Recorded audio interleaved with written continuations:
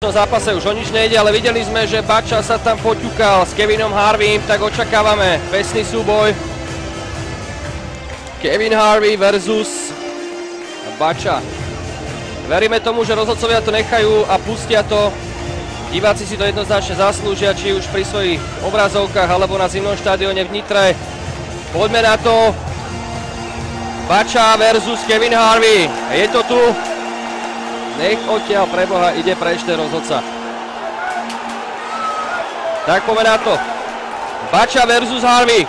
Teraz sa na to môžeme pozrieť, obaja hráči si zhodili príľuby.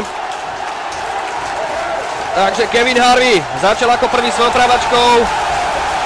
Odpoveda Bača, takže je to výmena z jednej strany na druhú. Obaja hráči tam inkasovali pár úderov do tváre. Harvey stiahol dres svojmu súperovi, teraz Bača zase pomasíroval Harveyho. Toto bola veľmi nepríjemná lavačka, ktorá skončila priamo na sánke Kevina Harveyho. Obaja hráči stále na nohách. Až v tomto momente Harvey na kolenách a Nitrianská arena v absolútnom ošiale.